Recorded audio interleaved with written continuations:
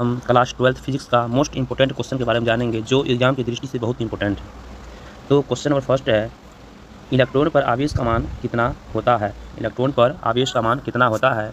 इसका सही आंसर हो जाएगा ऑप्शन ए 1.6 × 10⁻⁻19 कूलाम हो जाएगा। इसका सही आंसर हो जाएगा ऑप्शन ए हो जाएगा 1.6 × 10⁻⁻19 कूलाम हो जाएगा। क्वेश्चन नंबर नेक्स्ट है, मुक्त आकाश की विद्युतशीलता का मात्रक होता है। मुक्त आकाश की विद्युतशीलता का मात्रक क्या होता है। तो इसका जो सही आंसर हो जाएगा ऑप्शन ए हो जाएगा। इसका जो सही आंसर ऑप्शन ए हो जाएगा कूलाम स्क्वायर पर newton metre square. Option A इसका ऑप्शन ए सही आंसर हो जाएगा।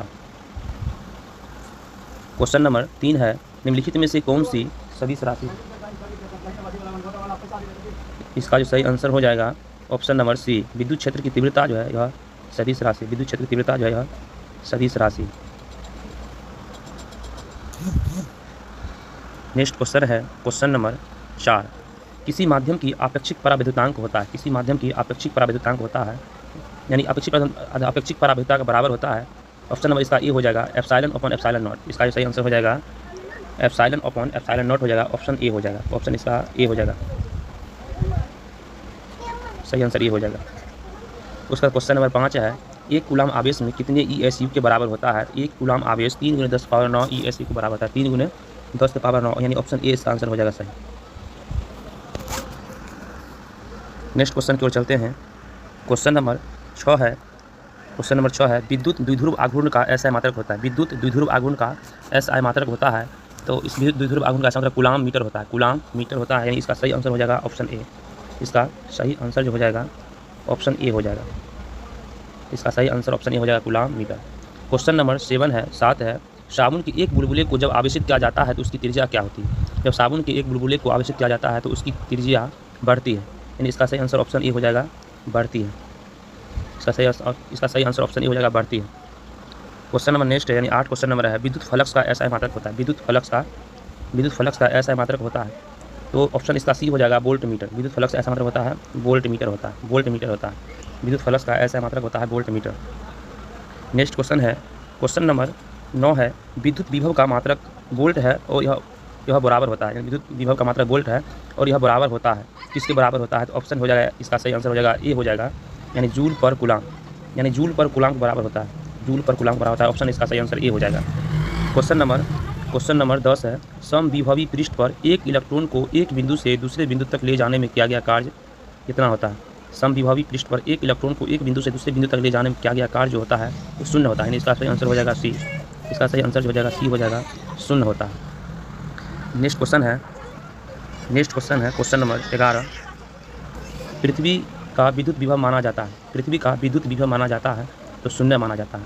पृथ्वी का विद्युत विभव जो है शून्य माना जाता है। पृथ्वी विद्युत विभव जो है शून्य माना जाता है। नेक्स्ट क्वेश्चन नंबर 12 है।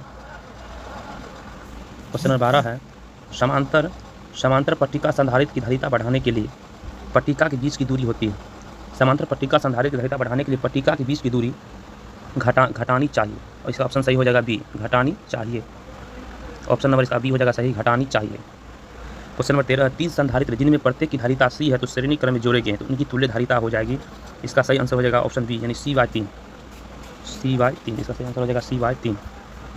नेक्स्ट क्वेश्चन है क्वेश्चन नंबर 14 है, वान डी ग्राफ जनित्र एक ऐसी युक्ति है जो उत्पन्न करती है। वान डी ग्राफ जनित्र एक ऐसी युक्ति है जो उत्पन्न करती है उच्च वोल्टेज को उत्पन्न करती है।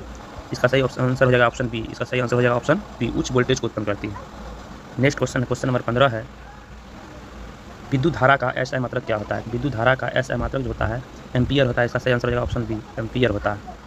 क्वेश्चन नंबर 16 है, पदार्थ की प्रतिरोधकता का SI मात्रक होता है। पदार्थ की प्रतिरोधकता का SI मात्रक जो होता है वह ओम मीटर होता है। ओम मीटर। इसका सही आंसर हो जाएगा ऑप्शन बी, ओम मीटर होता है। पदार्थ की प्रतिरोधकता का मात्रक जो होता है ओम मीटर होता है।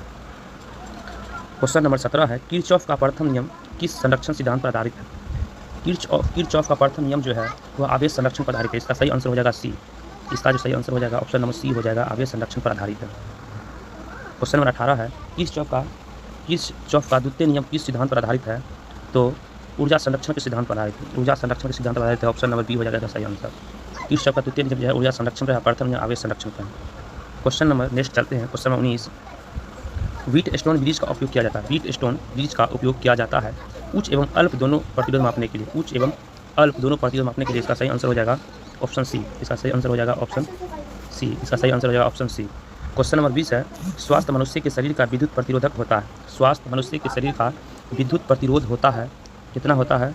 तो इसका आंसर हो जाएगा सही, ये हो जाएगा इसका सही आंसर होता है 50,000 ओम। 50,000 ओम होता है, 50,000 ओम होता है। नेक्स्ट क्वेश्चन को चलते हैं। क्वेश्चन नंबर 21 है, विद्युत हीटर में जिस तत्व का उपयोग किया जाता है वह है। विद्युत हीटर में जिस तत्व का उपयोग किया जाता है वह नाइक्रोम है, वह नाइक्रोम है। क्वेश्चन नंबर 22 है, शंट के प्रयोग से ई-मीटर का माप प्रसार है। शंट के प्रयोग से ई-मीटर का माप प्रसार क्या होता है? तो बढ़ता है, बढ़ता है। ऑप्शन ए इसका सही आंसर बढ़ता है।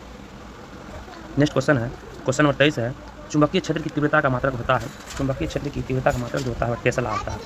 वह क्या होता है? टेस्ला होता है। ऑप्शन बी इसका सही आंसर टेस्ला होता है। क्वेश्चन नंबर 24 है, एक आदर्श वोल्ट मीटर का प्रतिरोध होता है। एक आदर्श वोल्ट मीटर का प्रतिरोध जो होता है तो अनंत होता है। ऑप्शन डी इसका सही आंसर हो जाएगा अनंत होता है। क्वेश्चन नंबर 25 है, एक आदर्श ए मीटर का प्रतिरोध होता है, शून्य होता है, शून्य होता है। एक आदर्श ए मीटर का प्रतिरोध शून्य होता है। ऑप्शन हो जाएगा इसका ए। इसका जो ऑप्शन हो जाएगा ए हो जाएगा, शून्य होता है। चुंबकीय फ्लक्स का ऐसा मात्रक होता है, चुंबकीय फ्लक्स का ऐसा मात्रक जो होता है वह वेबर होता है। इसका सही आंसर जो हो जाएगा बी, वेबर होता है। इसका सही आंसर जो हो जाएगा बी, वेबर होता है। चुंबकीय फ्लक्स का ऐसा मात्रक जो होता है वेबर होता है। आज का क्लास में समाप्त होता है। नेक्स्ट वीडियो में नई टॉपिक के साथ मिलते हैं। जय हिंद, जय भारत।